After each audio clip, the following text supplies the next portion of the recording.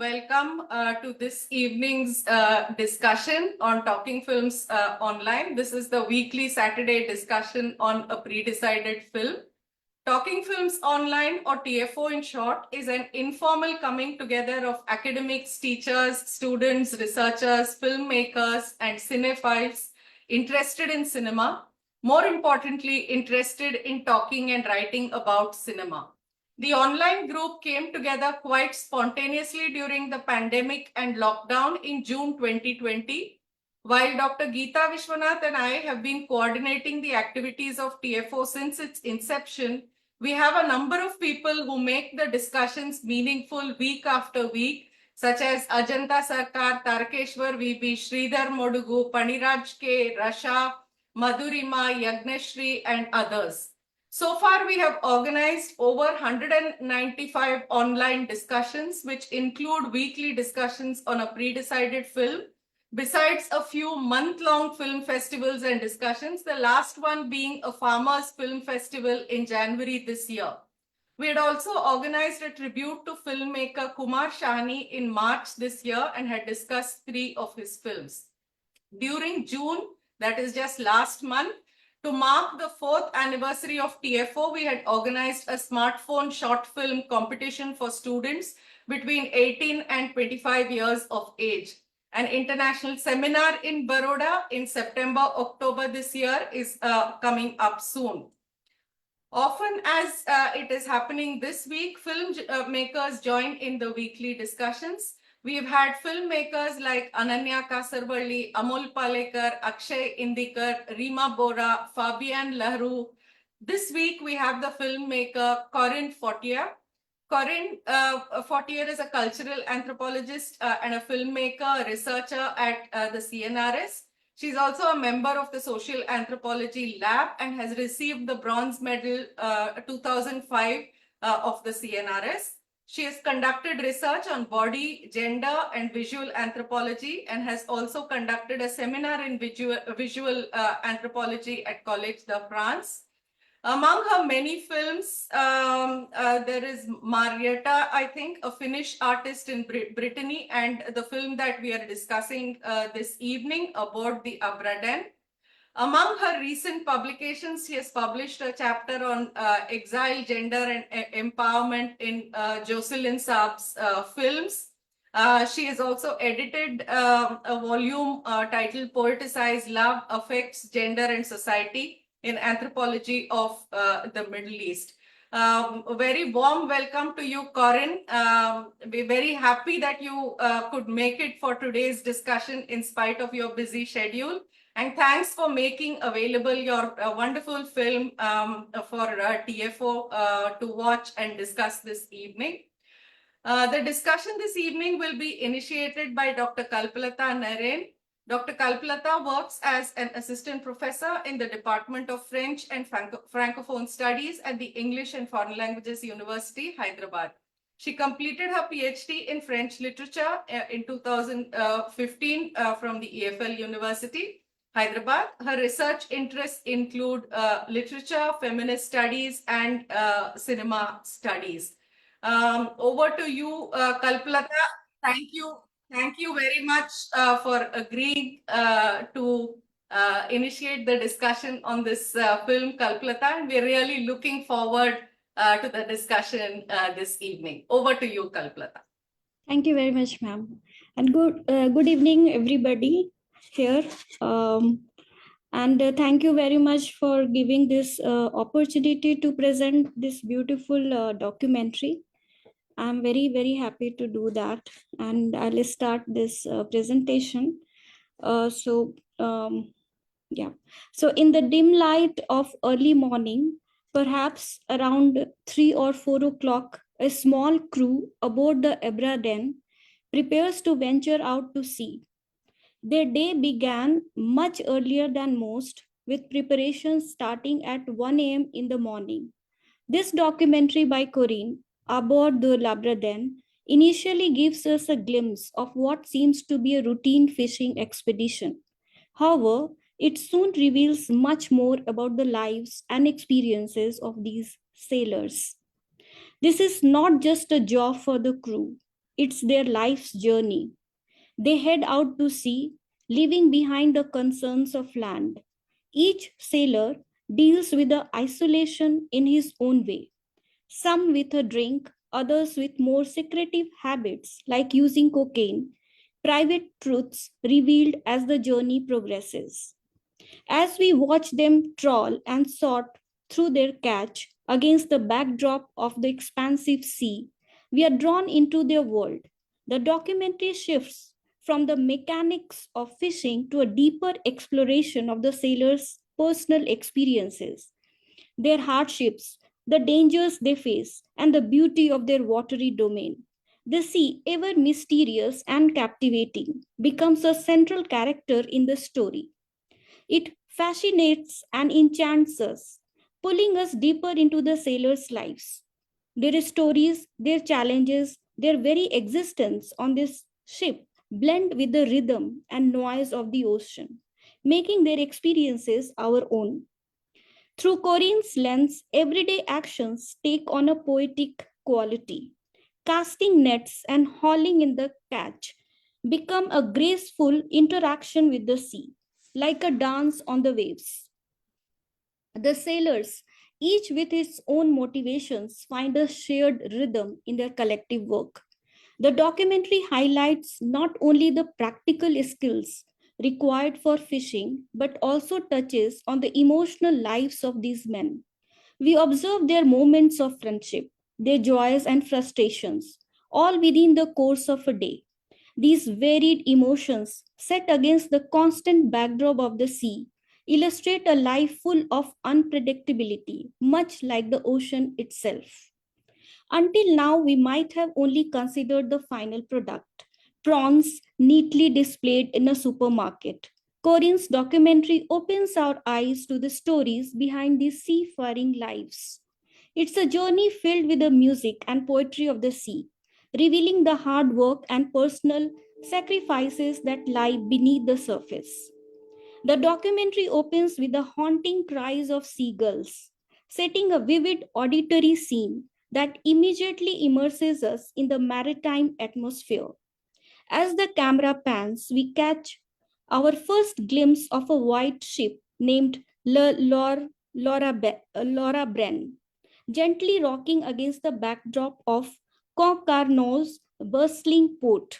The port is alive with activity, with numerous ships lined up, eager to unload their cargo and set off the day's fishing.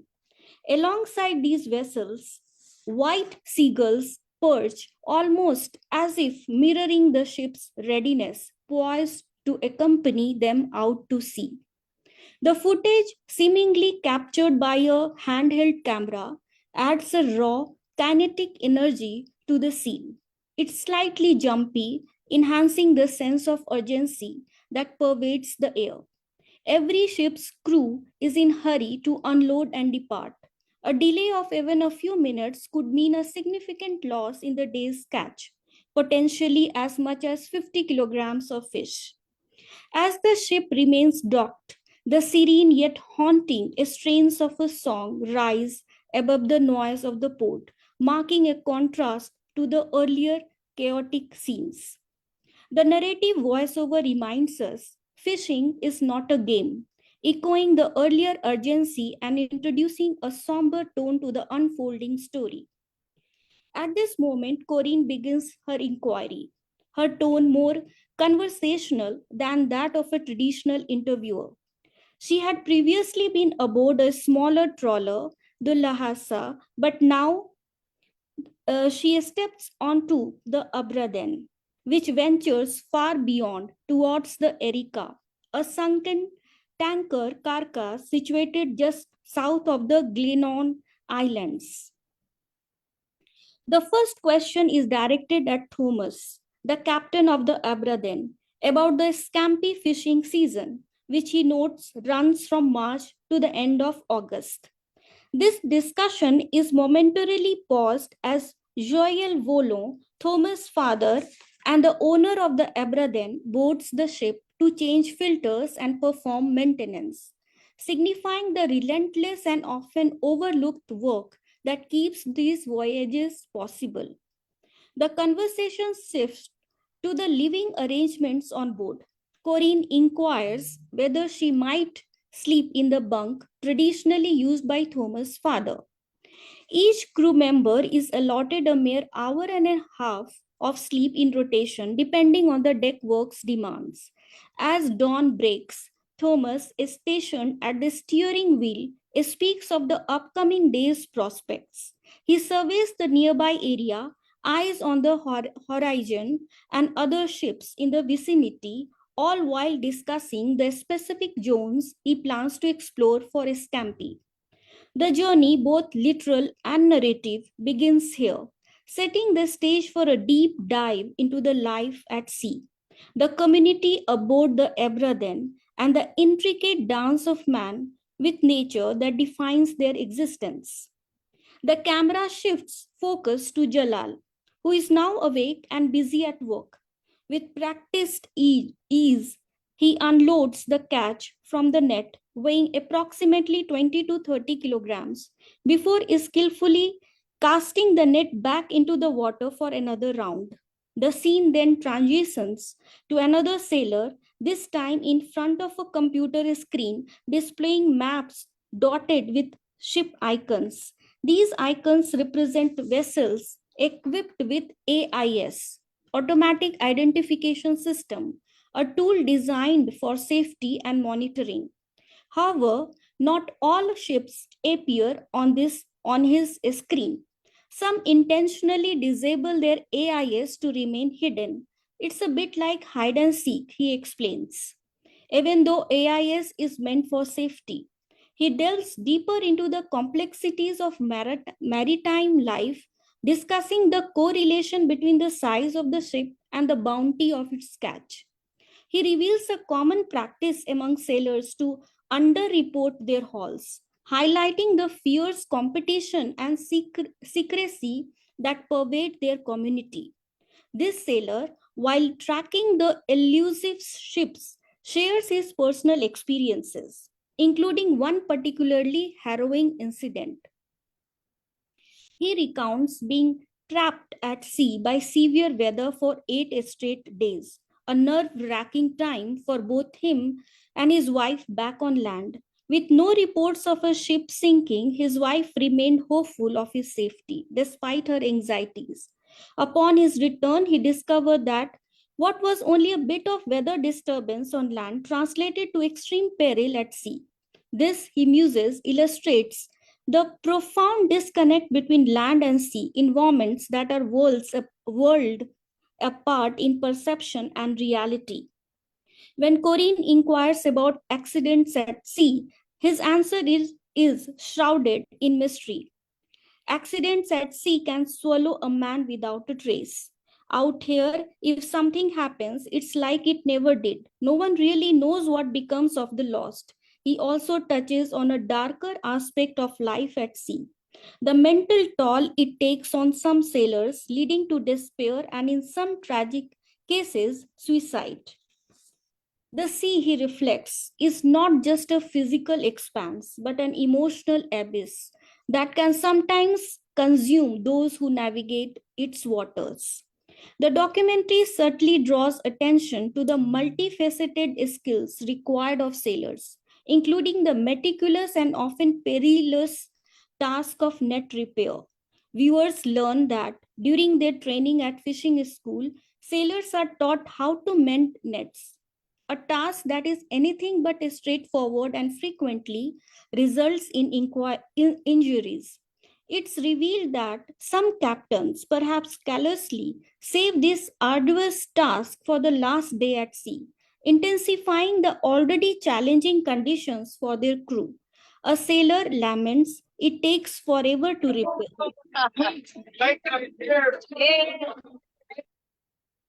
emphasizing the grueling nature of the task. Amidst these harsh realities, Corinne captures moments of levity and camaraderie. She showcases a significant catch, regarded as trophy among the sailors, lifting their spirits.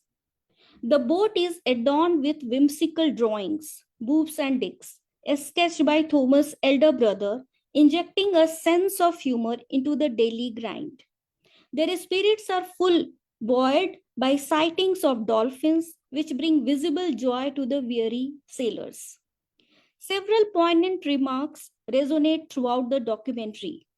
Sailors don't want to get wet, one quips, highlighting their desire to stay dry amidst the ocean's omnipresence.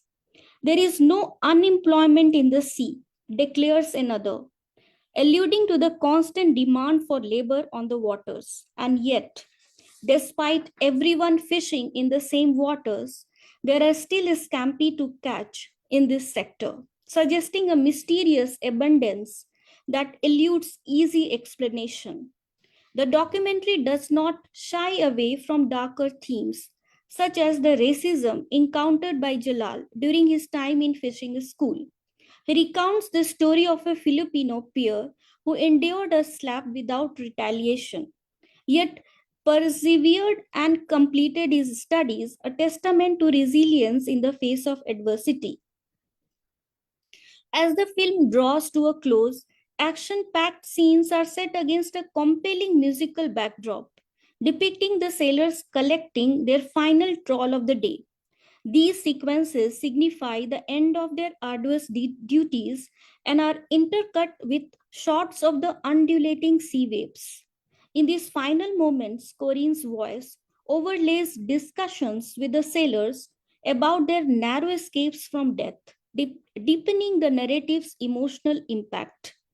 The documentary concludes with a striking iris shot of the sea, while a sailor's voiceover poignantly reflects on the sacrifices made by those who live their lives at sea. Sometimes the sea takes over the lives of sailors, leaving them with nothing, not their wives, nor their children. Another song fades in, bringing the documentary to a close with a reflective note on the inequality that pervades even the sea. Responding to Corinne's final question about the differing mentalities of people from land and sea. In the quiet closing moments of Corinne's documentary, the sea whispers its final secrets, leaving us with a lingering sense of the sailors' lives, rugged yet wrapped in the haunting beauty of the ocean. Aboard the Labrador reveals more than just the hardships of fishing. It paints a vivid portrait of life that fluctuates with the tides. These sailors, connected by the sea's rhythm and their shared experiences, navigate a world where joy and peril coexist closely. The film concludes by reflecting on the ocean's impartiality, how it can embrace or take away, often without warning. Through this journey, we gain a deeper appreciation for the brave souls who face the vast, mysterious waters, and we are reminded of the stark contrast between land bound existence and the call of the open sea. Thank you very much. Thank you very much, Kalplata. As we have come to expect and look forward, this has been a profoundly illuminating introduction to the film. Thank you so much for giving us so many nuanced insights, moments which we might have missed in the course of watching. You highlighted and brought all of that to light. I'm wondering if Corinne has anything to say at this point. Would you like to come in, Corinne, or should we open out the discussion?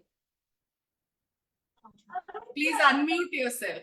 Please unmute yourself, Corinne. Yes, sorry. Yes, I just would like to thank you very much, Kalplata, for a comment about my film, and I'm very honored and very happy because she looked at it so precisely and seriously, and I think she understands very well my intention, what I wanted to do in this film. So I think thank you to you very much.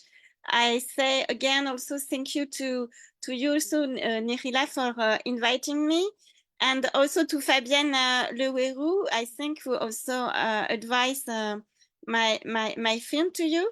So now I'm listening to your question, and thank you so much. Thank you, Corinne. Kalplata, yes, you want to say something? You had unmuted. No, I just wanted to thank Corinne for such a wonderful documentary. Thank And you. if possible, I would like to begin with a question. Please do. Please go ahead. So I just wanted to ask what uh, uh, made Corinne to do this documentary? What was her initial motivation, and what was her initial interest for this? Yes. Okay, thank you very much for this question.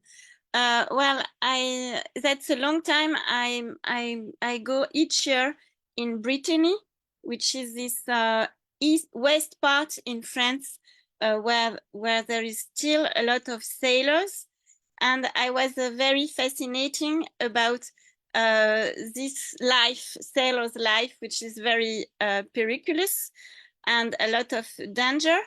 And you know, like in my film, you can see this light going in the night, because they, yeah, like you say, they go very early in the morning. So the fishing mostly is in the night, when they go at 3 o'clock, like you say, or 4 o'clock in the morning. So so it's in fact, it's like a very mysterious practice, because you see them going and coming back with the fish, but you don't know what happens in the boat, what the socialization of this man, what's the interrelation between them, the hierarchy, which I was very interested in, with the captain and the other sailor, and the relation, joking relation, and their life also, and the interaction when they are on the boat with the land also. So everything for me was a mystery, because you don't know, you just see them going and coming back, but you don't know what happened on sea.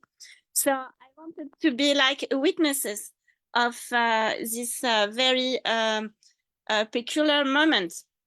And so that's why I did this documentary, to be like a witness, and to be a part also of this journey, like saying this, well, this fishing yes, comment on dit déjà, this fishing well, okay, when they go to catch some fish, and me, and I, that's a lapsus, because you know, I think I'm doing like doing a film, or it's like also catching fish. It's just catching reality. So when you go for me, what is very important is that, for example, I didn't know them before going on the boat. I didn't know them, so it was a surprise for me. I couldn't previously organize or plan my film. So for me, fishing is a bit, the sailors, they don't know what they will catch. It's always also risky, and it's also completely the question of luck, which is very important for sailor people. And I think also there is a kind, for me, there is a kind of parallel between the way I'm doing film, with there is also this importance of like going at the adventure, don't knowing the people, but receiving what they bring to me, and also catching also our interrelation between us when I film. So for me, it's like filming is a bit like fishing. So there was also this parallel between them, the two activities, which is also I think interesting. So, and well, just also I'm anthropologist at first, before doing film and being like film director. Well, and so I'm very interested in my work about gender relation. And so also it was interesting for me, because it's a very masculine, like male masculine milieu. Well, you have only men who go for fishing, not women. And so it was also a challenge for me to be as a woman going on the boat where there are only men, and also being a woman, a film director, like a woman, because I'm a woman, and they addressed to me also like a woman, even if they are men together.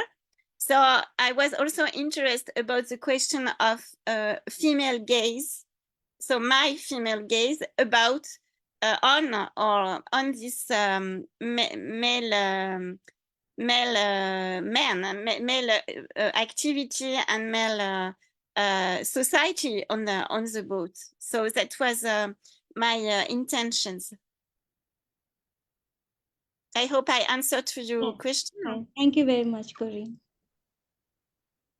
Thank you, Corinne. In fact, I had precisely that question in mind to you as a woman filmmaker going on a boat with men involved in an activity, as you said, as masculine as fishing. And it's a very strenuous kind of physical activity, it looks like. And able-bodied young men are the ones who seem to be going there, whereas the women are the ones who wait on the land. So there is this stereotype of the fisherman and the fisherwoman on the land who is waiting for the return of her man from the sea. So I was fascinated that as an anthropologist that you even ventured to the sea with this group. In fact, while watching your film, that was the most fascinating aspect, because it's a life that we don't know much about, what happens at sea. So while I was watching the film, all those insights into their habitus, what is it that structures their thoughts? How does the sea and how does the occupation structure the way they think, their relation to each other, their relation to people on land? I mean, they seem to be two different worlds, the world of people on land and the world of people on sea, because they seem to be, going ever so often out into the sea. And you also mentioned different kinds of fishing, and some kinds which demand that 15 days of the month you are out on the sea, and you come back to land only to go back again out onto the sea.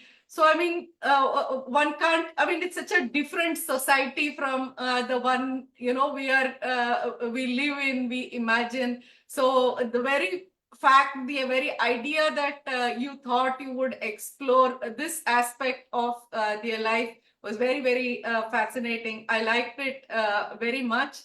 Also, as an anthropologist, I think your training, your interest got reflected in the kind of questions you ask them, and also the ease of interaction.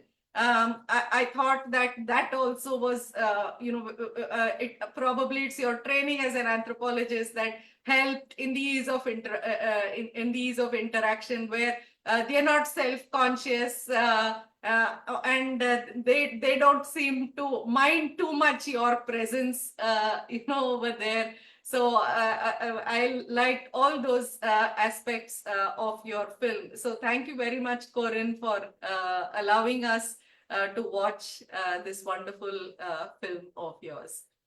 Thank you so much. Anyone else who would like to come in at this point? Any questions for Corinne or any comments on her film? Most welcome. Please unmute yourself so I know that you want to speak.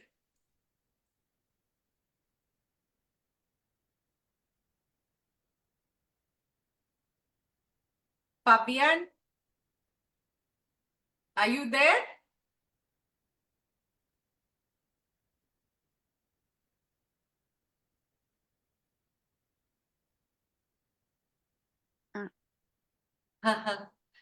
Anyone else? Tarakeshwar? Yeah, if nobody else is there. Yeah. Thank you to the wonderful film.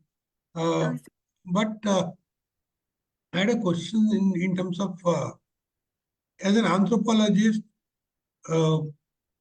we do literature survey before taking up a particular question for investigation.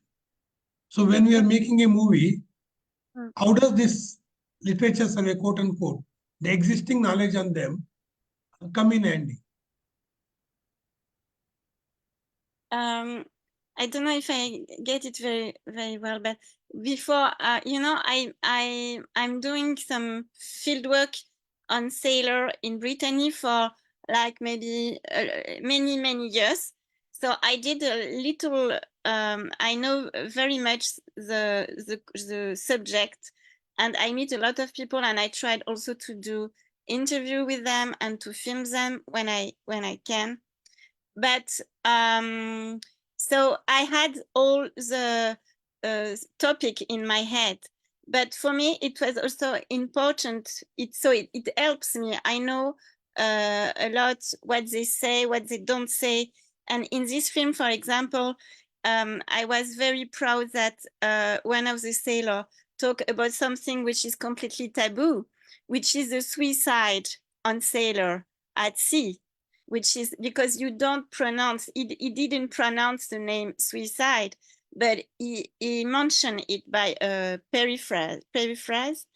But so it means that there was a very we had when I went on the boat, they didn't also like know me, and I didn't know them, so they know I know about the topic, and but I didn't know what will happen, and it was very what I wanted to show also in this film is the fabrication, construction of this relation between us, you, them, and me.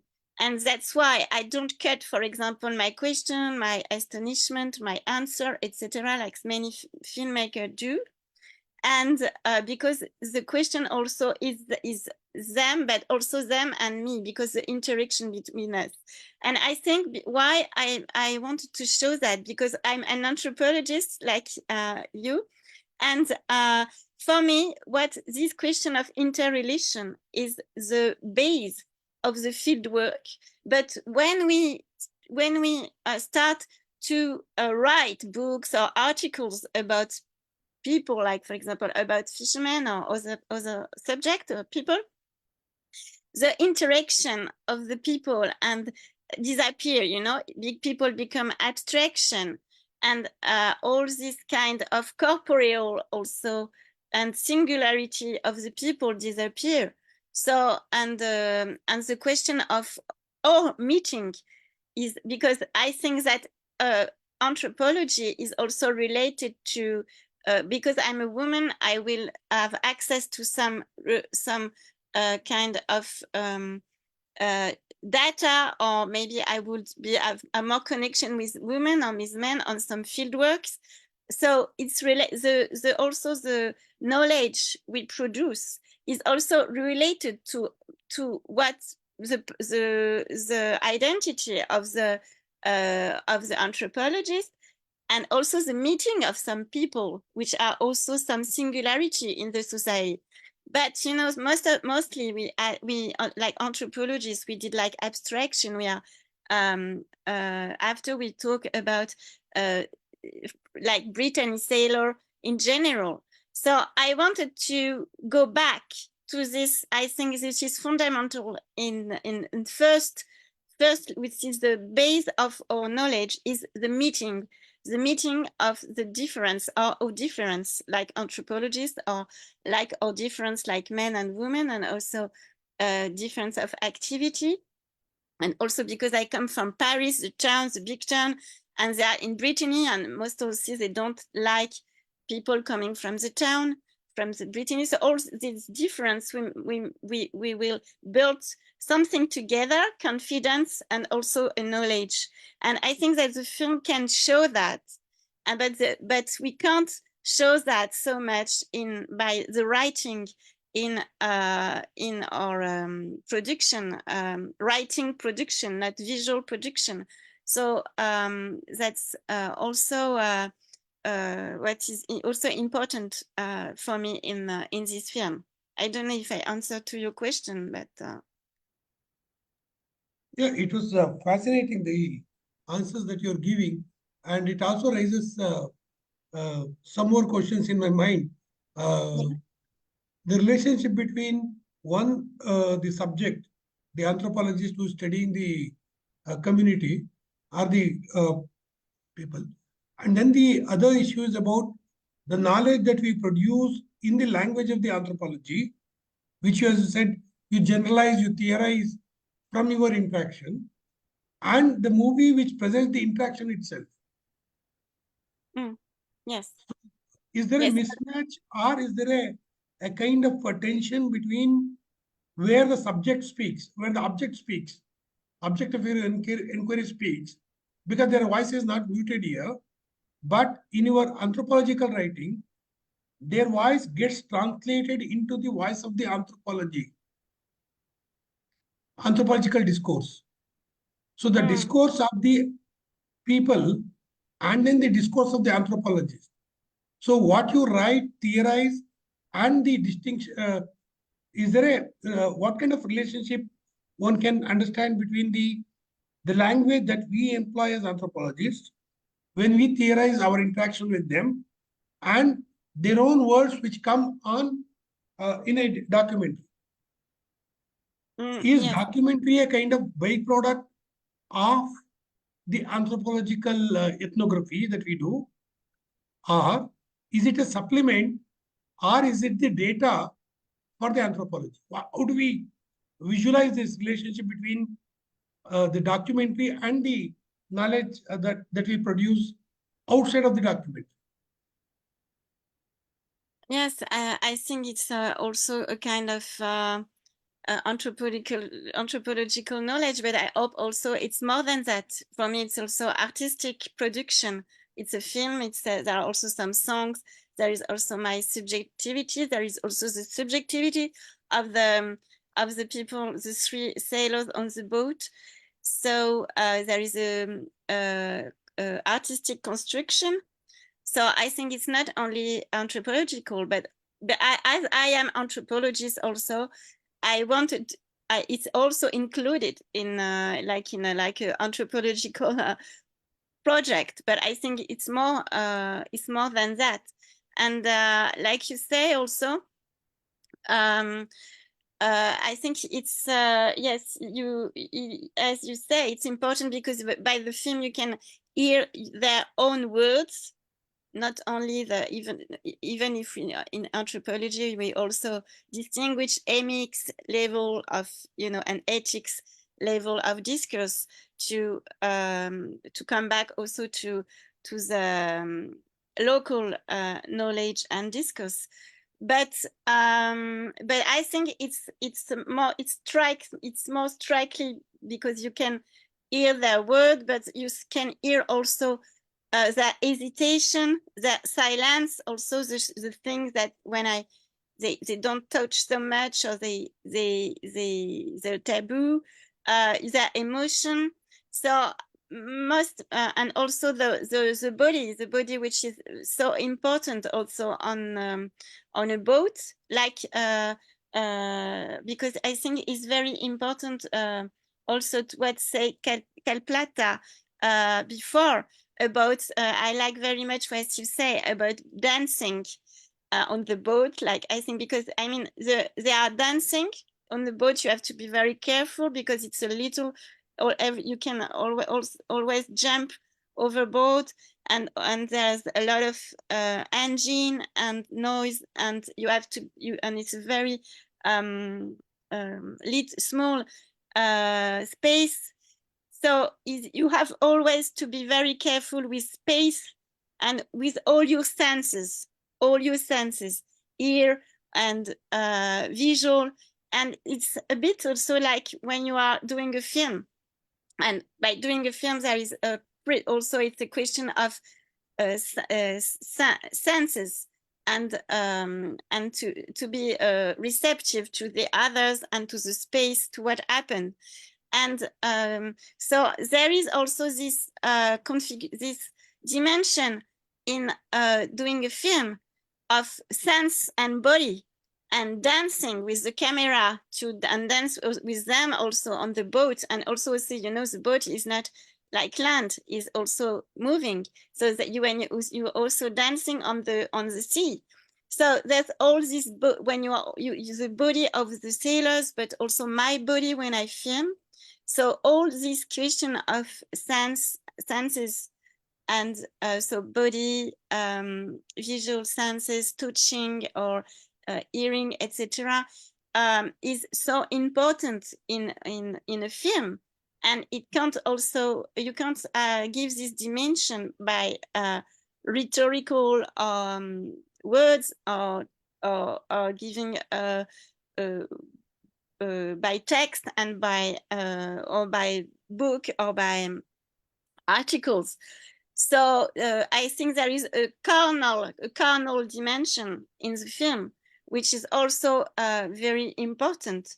So I think it's not only a kind of, there is, like you say, also the discourse, words, the words they produce, the words they say, but there is also their bodies and their emotion, and all also unconscious knowledge which appear also in the film, and that you can't restitute by the words. I think so. That's, I think, a big difference. Darkeshwar, you're unmuted. You want to say something? No, I will allow others to speak. If there's time Okay. permits, I will come back. Okay. Okay, sure. Anyone else who wants to now come in? Any other questions for Corinne? Or comments on the film, Madhurima?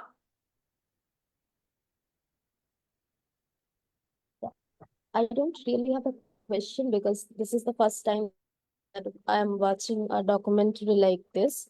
But I like the way the film portrays the personal life of the sellers, their relationship with the wives, what they choose to discuss and what they choose to not discuss, and their relationships among themselves, like how they interact with each other, and how the language that they choose to interact with each other, how it is different from the language that they choose to interact with you, the filmmaker, and their educational experiences. Many of the things that never would come to my mind when I'm thinking of a fisherman.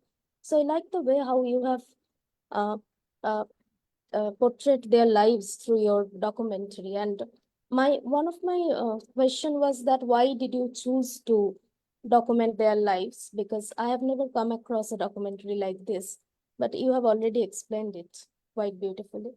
Thank you, ma'am. And thank you for making the film available for us.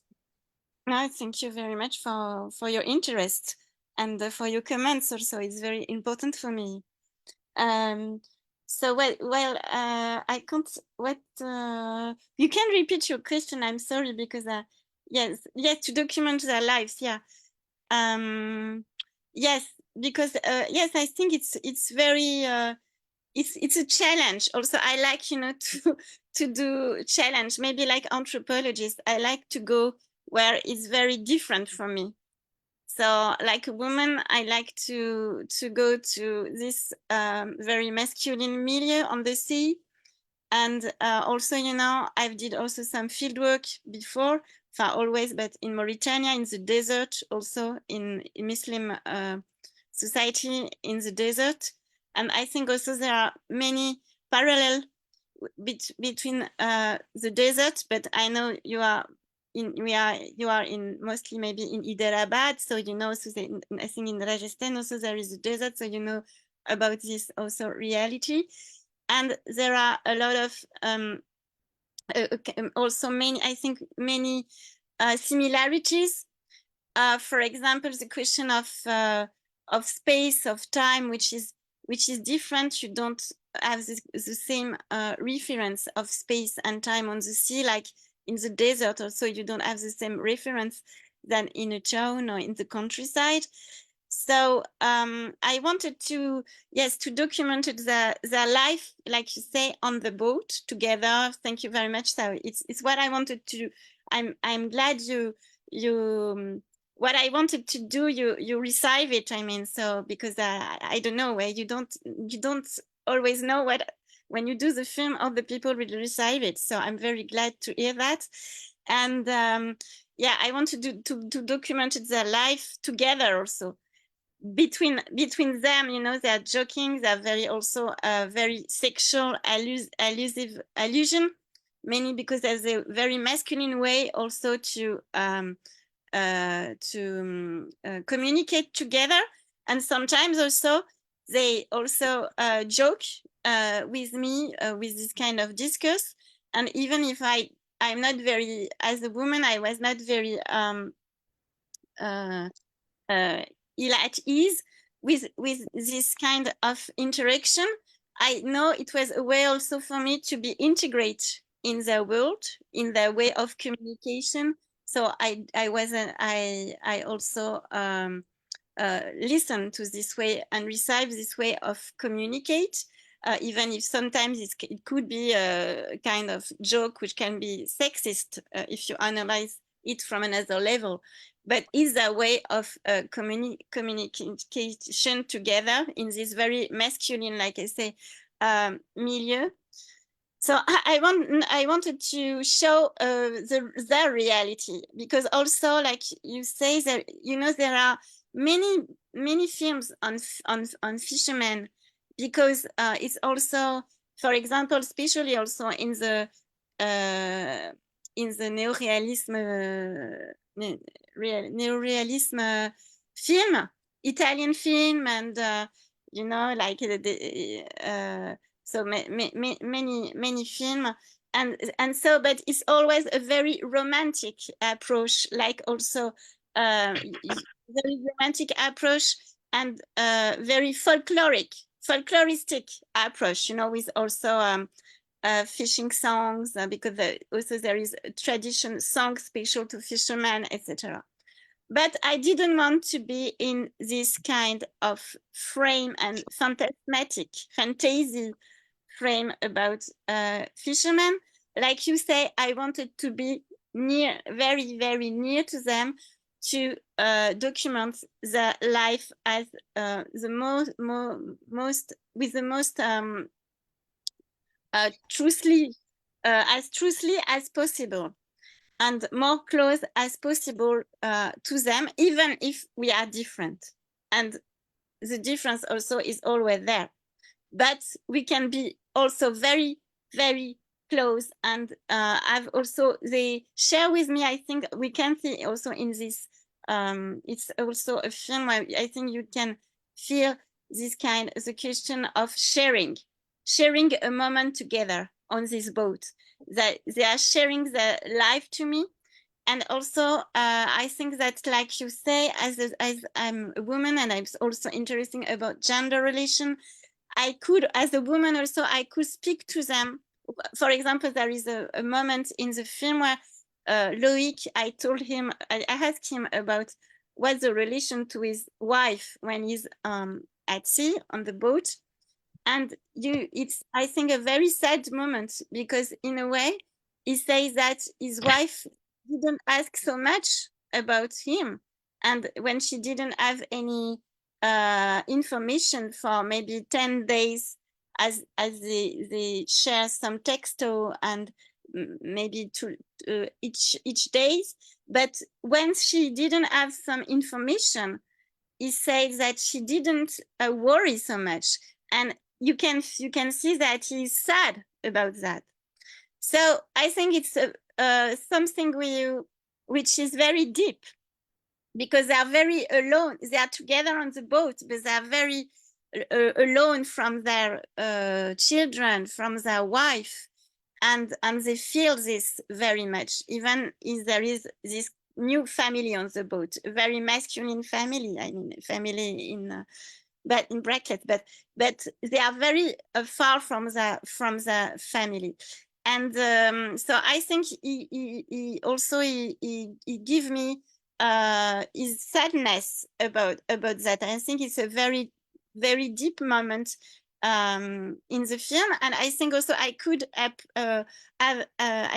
access to this emotion and confidence, because I'm a woman, I think. And so if I was, I think, a man, he couldn't give, because it's he couldn't give this kind of sadness, because also the it's a very male society, So you never show you're not strong. You never you have, you know, it's sailors, so they're very strong. The strongness is a big value. The strongness physically, but also psychologically. So you never complain. You see that also in the film. They never complain, but here they show, they complain to me because I'm a woman. I think that's a big difference. Thank you.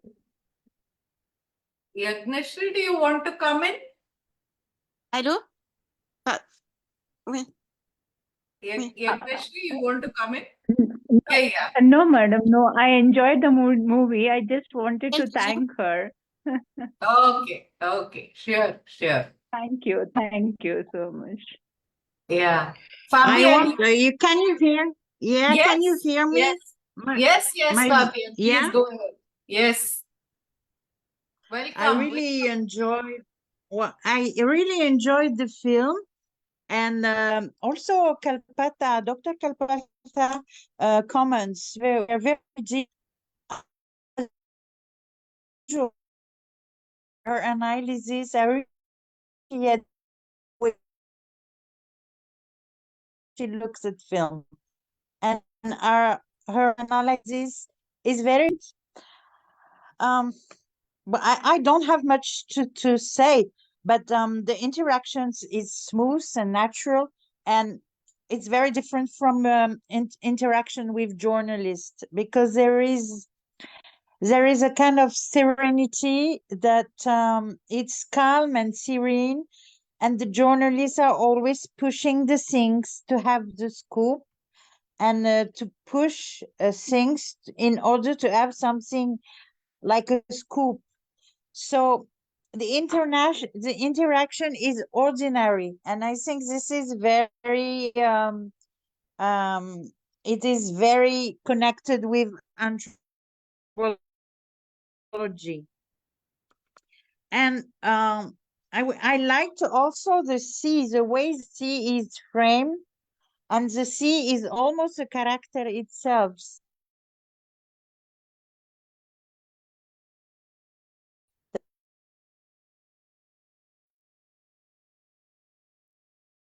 Fabian, we've lost your voice a little bit. Lost the audio. Yeah. I Yes, think that the sea is almost a character itself, and the aesthetic of the way the sea is framed is very beautiful, especially the sea at night. And I was wondering, I want just to ask Corinne what camera she used for shooting, and also if how many days she was shooting, because the character, the sailor with the red t-shirt, has always the same red t-shirt during all the shootings, all the movie. So I wanted to know if it was during few days or only 1 or 2 days. How many days of shooting? Yes. Thank you very much, also Fabienne, for seeing my film. I want to also to thank publicly Fabienne, because she always also give me strongness for finishing the film, and some confidence and some advice. So thank you very much, also for my first film. So I can publicly thanks very much, because you know, it's always complicated to do a film without any production, etc. And so it's very important, this support. So thank you so much, Fabienne. And so I had a very little camera, and I had only one micro on the camera, and it was a big kind of problem, because as everything was a bit improvised, so I didn't have so much material. And but anyway, I think it's not even if it would have been better maybe if everything was I had more material, etc. But I think it's not the more important is the question of the relation, confidence, and what happened in the film. Not so much the technical aspect, even if it's important. But I mean, for me, it's more this social and human meeting, which is more important than doing a very artistic frame, etc. Even if it's important for me also to do a kind of artistic frame. And but I mean, what is most important is the interaction with and this person, and that they don't, like you say, I think that you can see that they don't, they feel at ease when I shoot.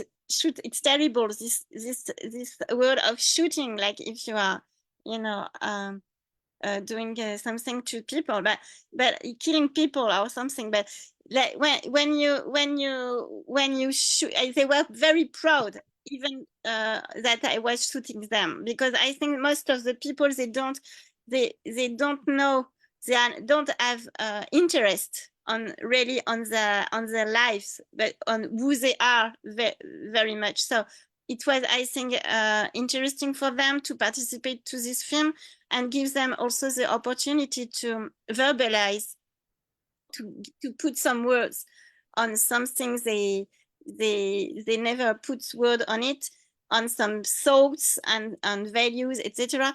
And also, even in the film, I think that there is some conversations they had together.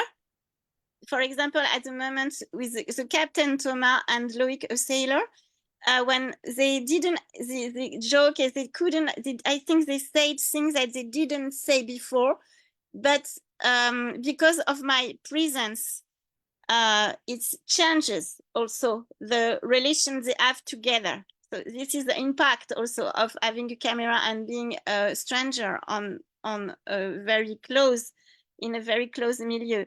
It changes also their relation together, and they can say together some things they didn't tell each other before because of my presence of the camera.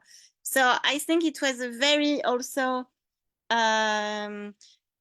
joyful moment, I think, and a good moment for them and for me.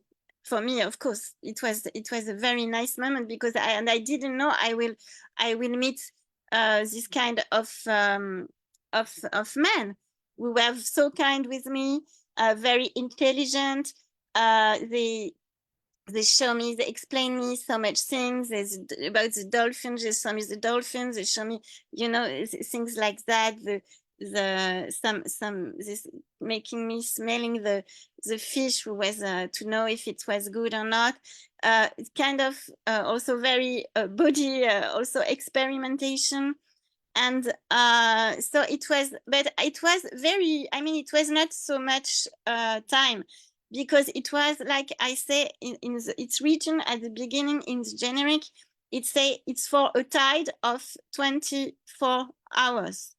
So I just go for 1 day, but for 24 hours. And I sleep also on the boat, which also a special experience, because, you know, it's also the place where you sleep is only for men. There is no woman.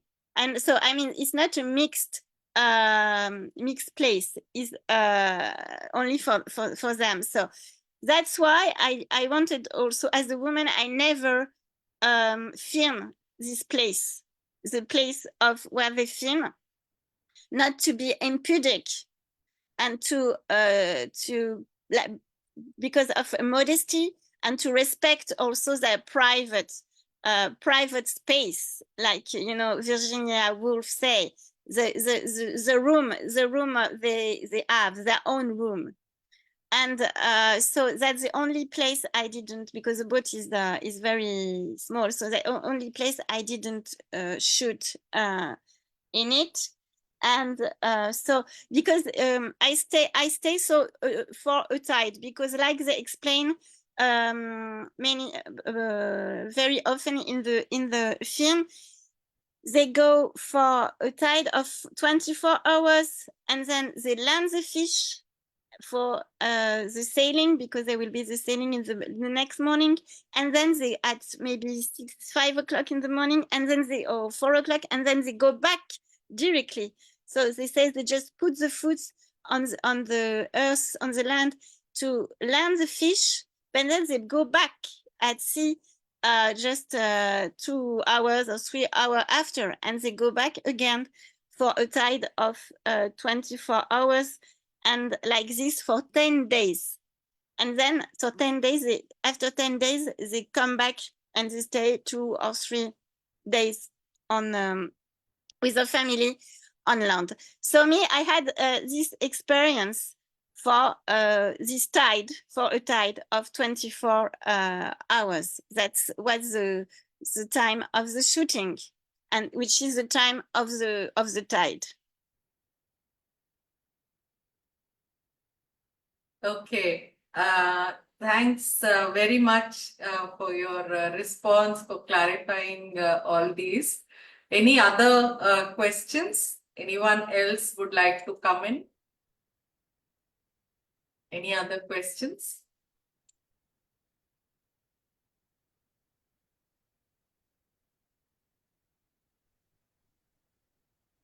Kalplata, you want to ask something? No, just wanted to ask if nobody has any question. Yeah, please go ahead. Yeah, any experience, a special experience she had, which she would like to share with us? Because in the documentary we see that she is talking with the sailors, but what she had, any takeaway, which any particular experience which she really remembers from this experience of documentary? Well, it was, oh, wait a minute, wait. Just wait. Sorry, because I have to answer. Can I answer you 2 minutes after? I'm sorry. Sure, Yes, sure.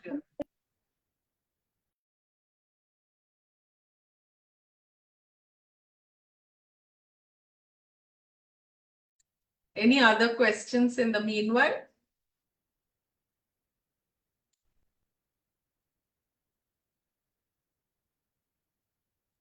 Not questions. Again, while watching the movie, I was constantly reminded of the Indian situation, especially in our imagination, in common sense, not in anthropology. Common sense, fishermen own the boat and they go to the sea and they come back. They don't work for others.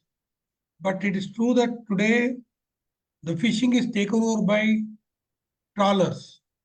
In fact, there is a tension between the people who own trawlers and then the fishermen who own small boats and catch in a smaller way. So one has become a kind of industry, and then these traditional fishermen who do it in a very small scale, and they are not able to compete with these people because these people can go into the depth of the sea and then get everything there. These people can't go to that depth. So the tension is visible today. And I was seeing that compared to Indian fishermen, these boats are well equipped in terms of satellite phone, in terms of listening to news. There's some amenities that are available to them, which I don't see or which I'm not aware of that Indian fishermen, either the trawlers or the boatmen, having it. And I was also thinking in terms of women not being part of the fishing. In Indian context, there are cultural texts that have been produced, both written literature as well as folklore. The gender and then the question of gender, woman, and then the folkmen. So there is films, there are literature, and there is also folklore. uh, around this issue of women not being part of the boating. I was simply reminded of these issues while watching these things. Uh, whether is it also cultural, whether it has also given rise to a body of both written and folk literature about the issue of gender and fishermen, was the kind of things that occurred to me. Thank you. Fabian has also unmuted. No, I finished. Thank you so much.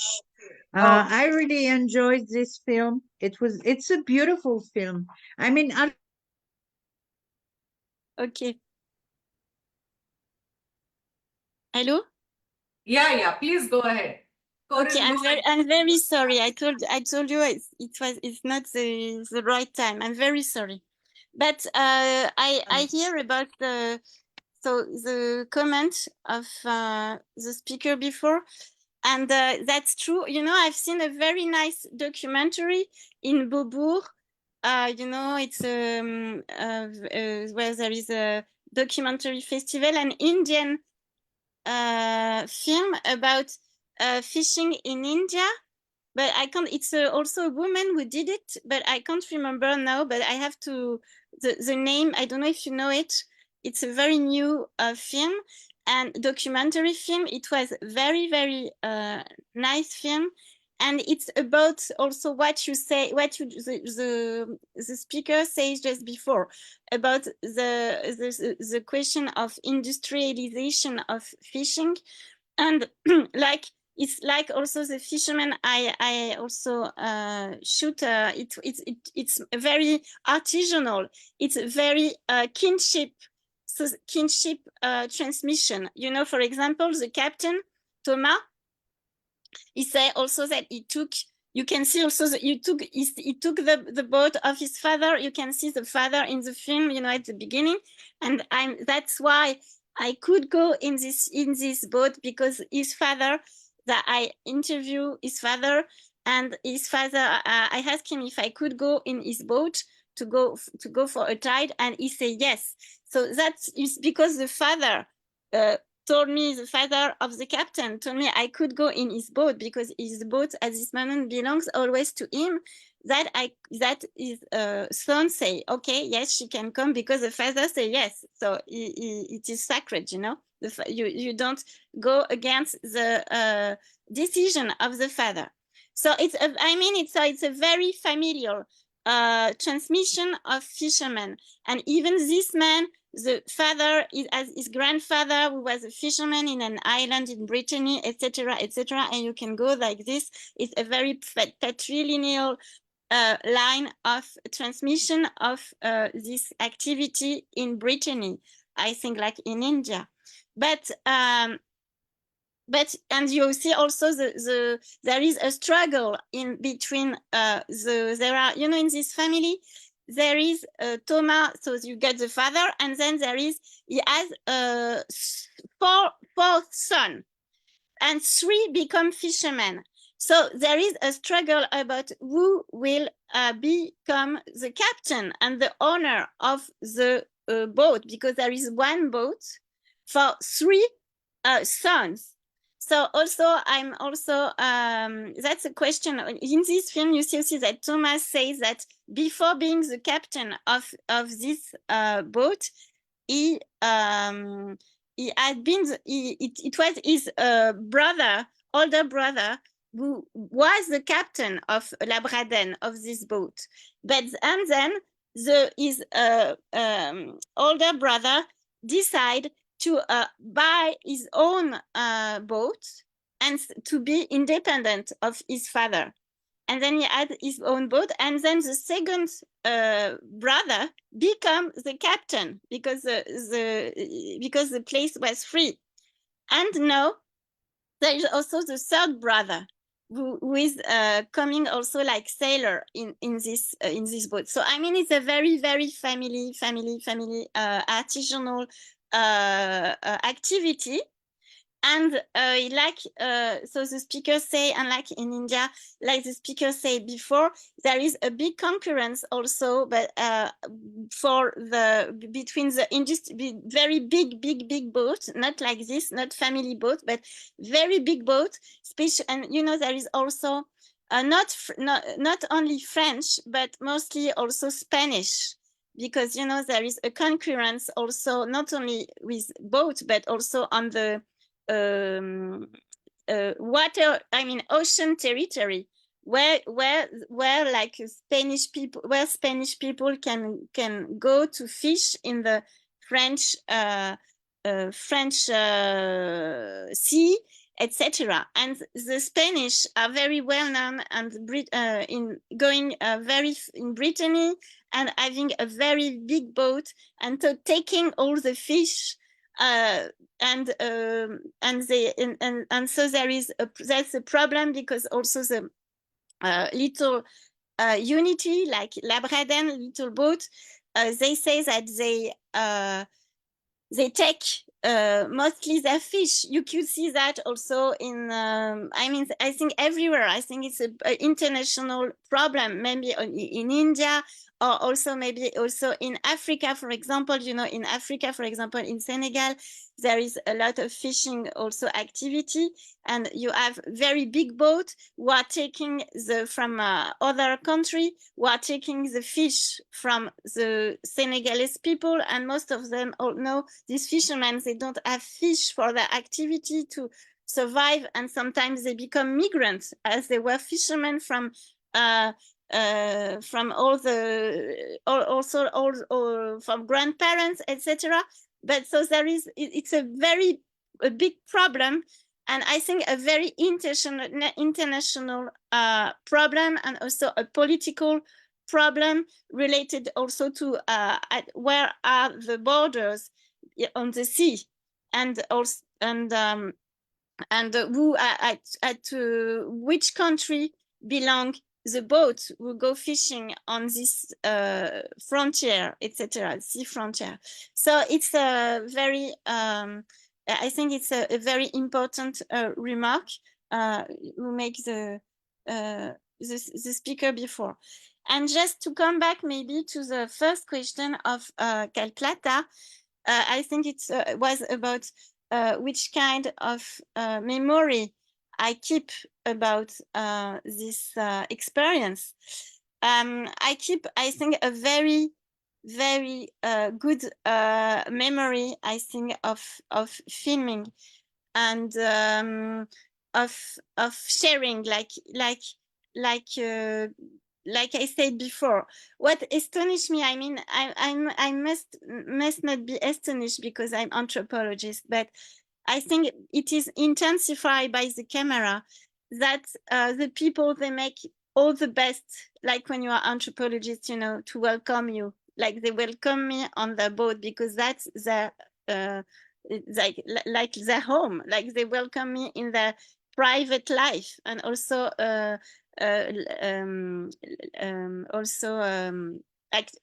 fishing life, etc., as a very stranger. So I think that what is important is at the beginning they had some prejudice about me, coming, woman coming from Paris, not from Brittany, etc. Like me, of course, I had even some prejudice. Or no, I didn't. I deconstruct my prejudice because I know this milieu, but I mean, I know there is some prejudice also about them. So I try in this film also to deconstruct, like I say, the romanticize. Or there is two vision about sailor in France. Is the question, like there are the ideas romanticization of the sailor man, like strong and very courageous, and we struggle for his life because of the dangerosity of the sea, etc. But there is also another image and prejudice that they have nothing to say, that they are brutal, they just are struggling, that they are shooting, because also, you know, on the boat you are shooting always because there are a lot of noise. So to hear each other, you have to shout. That's another reality. So you have a kind, you know, not civilized person, you know, in this construction of people from urban or urban tone. That's the way they see the fishermen. So I wanted to also deconstruct the two, all the romanticized and also the bad, which are, I mean, idealization is not good, and also stigmatization is not good. So I wanted to look. I mean, they are like this. You can see how they are intelligent, how they are very sensitive, how they also they understand what I was doing there. They help me.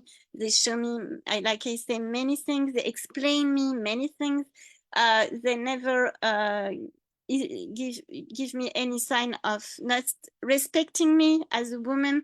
They respect me very much, etc. So I think for me it was a very civilized experience, and very good experience of sharing, even if there are some difference between them. And I think it is also the purpose of anthropology, to make difference together, and so that this, I learn something from them, they learn something from me because also of my question, etc.